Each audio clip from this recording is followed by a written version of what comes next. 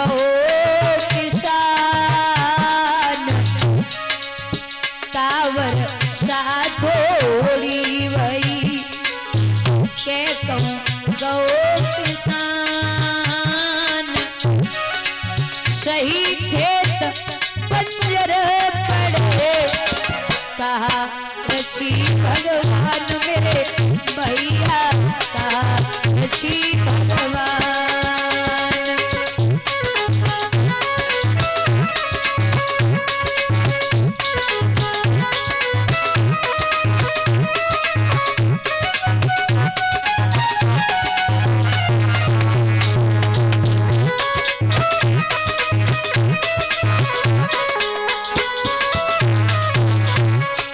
बाबा नारद सुमैया बोली ना वर्षा थोड़ी वही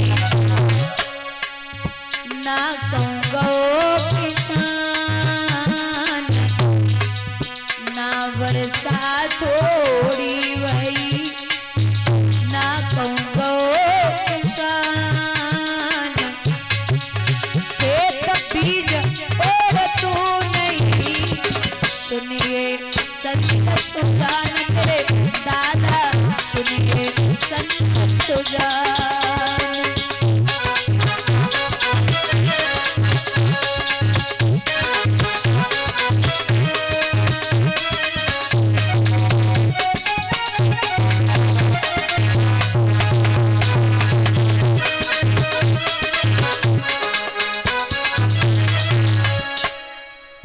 बोले ना बरसात थोड़ी भाई ना कहूँ गो किसान और खेत बीज ओढ़त नहीं सुनिए संत।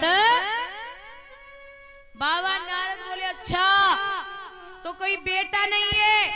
बोले हाँ महाराज सही समझे। जवाब दो अगर बेटा नहीं हुआ तो मरने आ गई। अरे पगली लौट जा। मैया बोली बिना पुत्र के वापस नहीं जाऊंगी। बाबा नारद बोले ललागा भाई झोली में पड़े जो उठाए के पकड़ाए दे। अरे लौट जा और जा। मैं तुझसे कहता हूं कि 9 महीने 9 दिन बाद तेरे गर्भ से बेटा पैदा हो जाएगा। पहले तो सुनीति रोई और फिर मुस्कुराए कि बोली अब पता चलो कि संत भी झूठ बोलने लगे। बाबा नारद बोले लड़की तुझे पता भी है क्या भगवान ने अपने लिए कहा है कि मोर बचन चाहे पड़ जाए फीका पर संत बचन पत्थर की लीका। संत का वचन कभी मिथ्या नहीं हो सकता।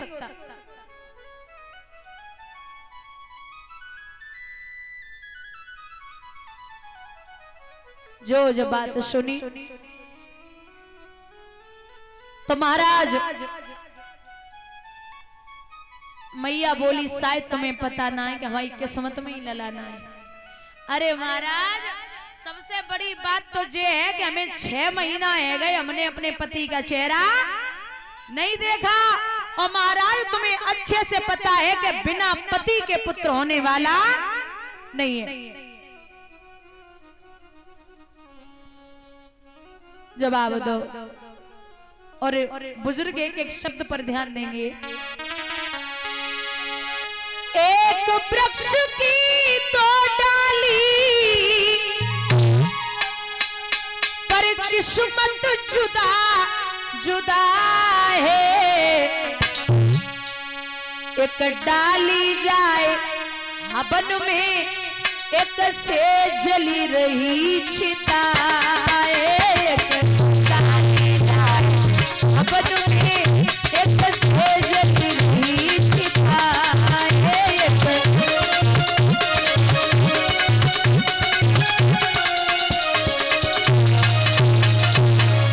समझ रहे हो दादा? एक वृक्ष की 2 डाली पर किस्मत जुदा जुदा है। एक डाली जाए हवन में एक से जल रही चिता है। एक पत्थर का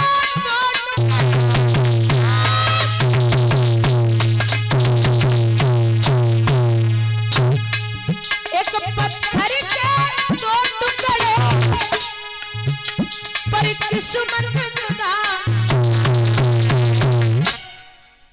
एक पत्थर के दो टुकड़े पर किस्मत जुदा जुदा है। एक बन शंकर जी पूजते एक सीढ़ी पर लगाए। एक बन शंकर जी पूजते एक सीढ़ी पर लगाए।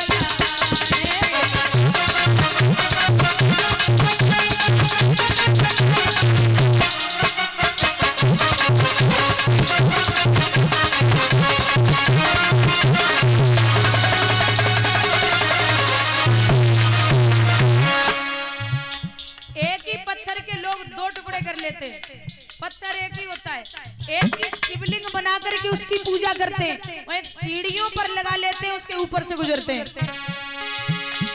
ये अपनी अपनी किस्मत है। एक राजा के दो बेटे,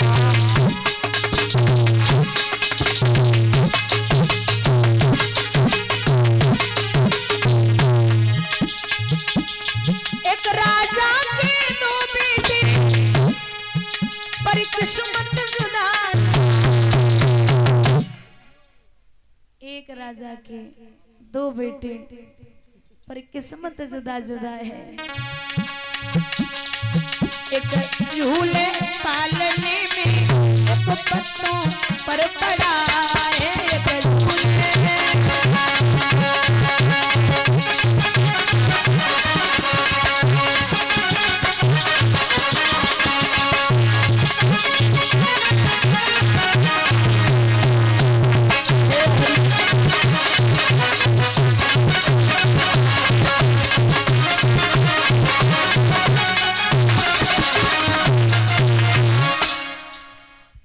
जवाब दिया कि लौट जा। अच्छा एक बात और है, बाबा नारद की एक आदत और थी। जब तक ये देवी देवताओं में लड़ाई न करवा लें तब तक इनका भोजन हजम नहीं होता था। एक दिन सवाल लगी हुई थी स्वर्ग लोक में, ध्यान से सुनना।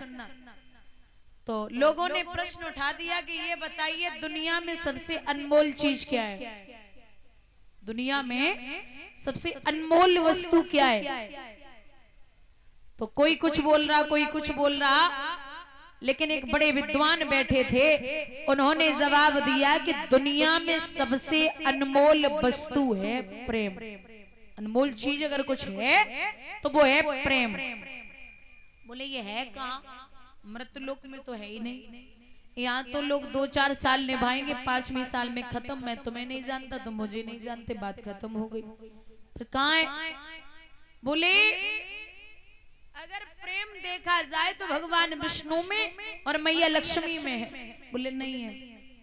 माँ लक्ष्मी पैर दबाती, वो लेटे रहते। ब्रह्मा ब्रह्मांडी, बोले वहां भी नहीं है, वो सृष्टि की रचना में लगे रहते, पत्नी का ख्याल नहीं है। अच्छा प्रेम एक जगह है, कहाँ? भगवान भोले बाबा और मैया पार्वती। बोले खाक प्रेम है, मैं जाता हूं, मैं देखूंगा कैसा प्रेम है। बोले जाओ। बाबा नारद बोले मैं यहाँ वादा करके जाता हूँ, अगर लड़ाई न करवा दी तो हमसे भी नारद कौन कहे। जाओ भैया। बाबा नारद पहुंचे, मैया अकेली, पार्वती बैठी कैलाश पर्वत पे। बोले प्रणाम करता हूँ माँ। खुश रहो नारद, कहाँ से आए हो? जवाब दो मैया इतना घूम रहे सो हमारा बड़ो मन कर रहा मैया से मिलने, सो चले आए। आओ बैठो। सब ठीक है? बोले हाँ मैया सब ठीक है। मैया भोजन कराए दे, कर लियो। अब नारद भोजन करो, चारों तरफ निगाह घुमाई, सो भोले बाबा दिखाई नहीं दे। जवाब दो मैया बाबा दिखाई नहीं दे रहे, कहाँ गए? बोले तुम्हें तो पता ही है, सुबह सुबह निकल जाते, शाम को आते, कोई भरोसा है उनको? हाँ नारद ने विचार करो, अब लड़ाई पक्की, अब तो बात बन गई। बोले मैया तू तो बहुत भोली है। क्यों? अब तो सवेरे ही सवेरे निकल जाते हैं, शाम को आते हैं। मैया अब तू कुछ मत पूछे तो ज्यादा बड़ी। बोले तुम कहो मैया, तू हमें जब बता हमें कितना प्रेम करें। मैया बोली लाला तुम हमारे बेटा हो, बेटे के समान हो, तुम तो पुत्र हो तो बेटों को इतना ही प्रेम किया जाता है, एक माँ कितना कर सकती है। बोले मैया तो तू हमें इतना प्रेम करे, हम कछु कहें तो मानेगी? बोले जरूर मानेंगे। बताओ नारद। बोले मैया तू इतनी सीधी है, ले हम तेरी सौगंध खाए रहे, तेरे अलावा उनके 6-7 पत्नियां और तेरे अलावा उनके 6-7 पत्नियां और मैया बोली नारद चुपचाप बैठो और भोजन करने है तो कर लो ना निकल लो। बोले नहीं मैया, हम अगर तेरी कसम खा रहे तो समझ ले 6-7 और हैं। अब कोई कसम खाएगा तो भरोसा तो होना ही। बोले मैया चल छोड़ दे, अब हमें जब बता जे ना ही मान सकते हैं। मैया बोली मानवे की बात कर रहे, आज उन्हें आन दो, बस आ जाएगा रे। बोले मैया हमें जब बता तो इतना प्रेम करे जो उनके गले में मुंडने की माला पड़ी, जब कहां से आई है? मैया बोली हमें तो पता ही ना।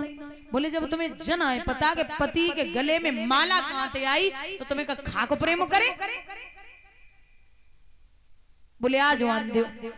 अब इतने से नारद को निकरबो भो, उतने से बाबा को आए वो भो। सो चल तुम्हें ही प्रणाम करो बाबा। प्रणाम करता हूँ।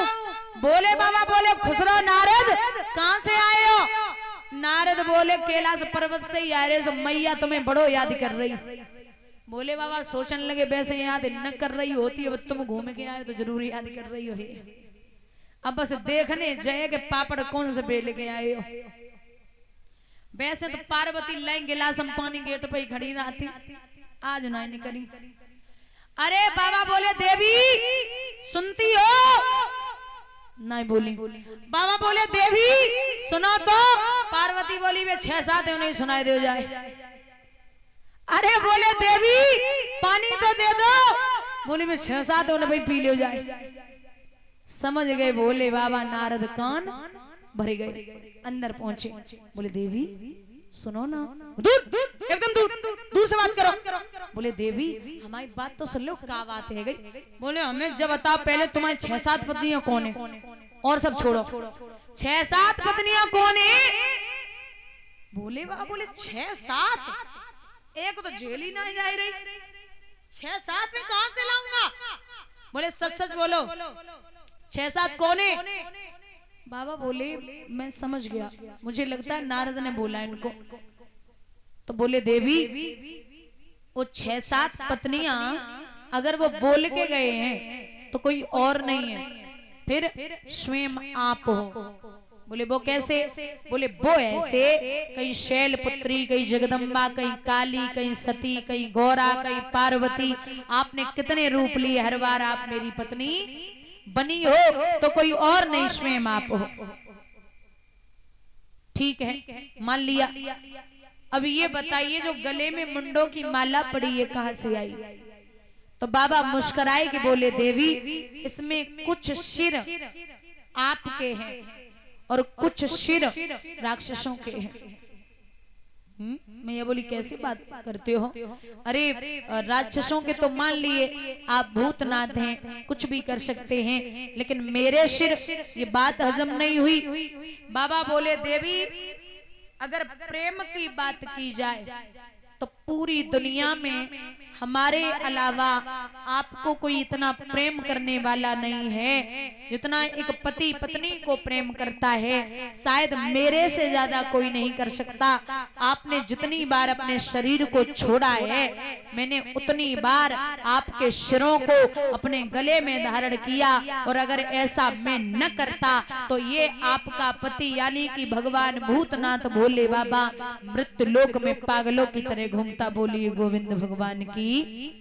जवाब दिया इतना प्रेम है। नारद बाबा वहीं प्रकट हो गए, बोले नारायण नारायण।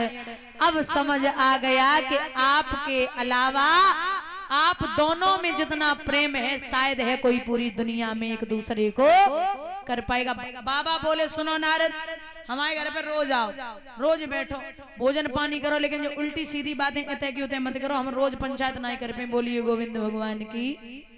बाबा नारद की आदत थी, यहाँ मैया से कहा लौट जा, तेरे यहाँ अगर पुत्र पैदा न हो 9 महीने के बाद तो एक काम करना, क्या